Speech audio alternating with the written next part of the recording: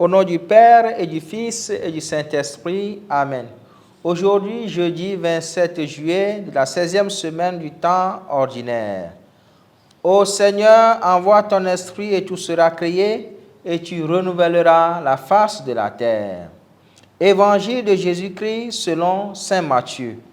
En ce temps-là, les disciples s'approchèrent de Jésus et lui dirent: « Pourquoi leur parles-tu en parabole ?» Il leur répondit: « À vous, il est donné de connaître les mystères du royaume des cieux, mais ce n'est pas donné à ceux-là. À celui qui a, on donnera, et il sera dans l'abondance. À celui qui n'a pas, on enlèvera même ce qu'il a. Si je leur parle en parabole, c'est parce qu'ils regardent sans regarder, et qu'ils écoutent sans écouter ni comprendre. Ainsi s'accomplit pour eux la prophétie d'Isaïe. Vous aurez beau écouter, vous ne comprendrez pas. Vous aurez beau regarder, vous ne verrez pas. Le cœur de ce peuple s'est alourdi. Ils sont devenus durs d'oreilles. Ils se sont bouchés les yeux, de peur que leurs yeux ne voient, que leurs oreilles n'entendent, que leur cœur ne comprenne, qu'ils ne se convertissent. Et moi, je les guérirai. Mais vous, heureux vos yeux, puisqu'ils voient, et vos oreilles, puisqu'ils entendent. Amen, je vous le dis.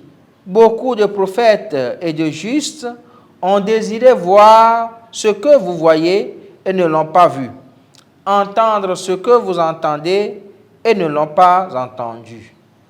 Acclamons la parole de Dieu. Louange à toi, Seigneur Jésus.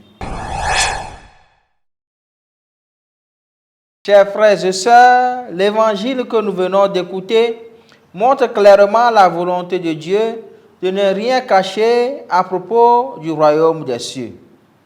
À vous, il est donné de connaître les mystères du royaume des cieux.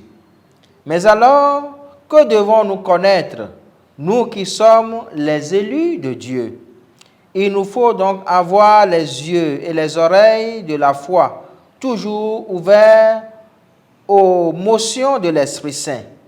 Il nous faut dissiper de nos cœurs ce qui donc l'empêche de se tourner vers Dieu. Il nous faut donc entamer le chemin de la conversion intérieure.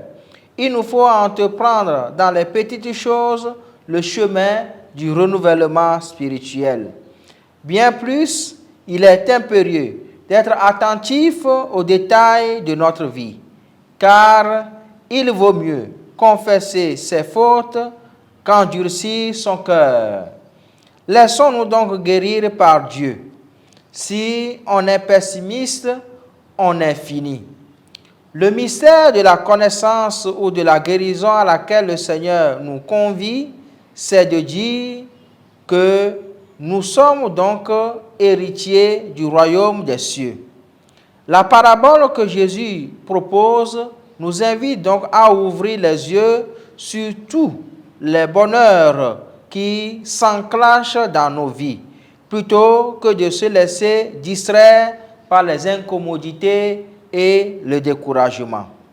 Autrement dit, il nous faut être plus attentifs à des milliers d'arbres et de générosité qui poussent dans notre vie, plutôt qu'à un arbre géant de nos espoirs qui tombe par-ci ou par-là. Même si 3 graines sur 4 n'ont pas porté du fruit dans nos vies, cela peut être donc une raison de perdre quelque chose.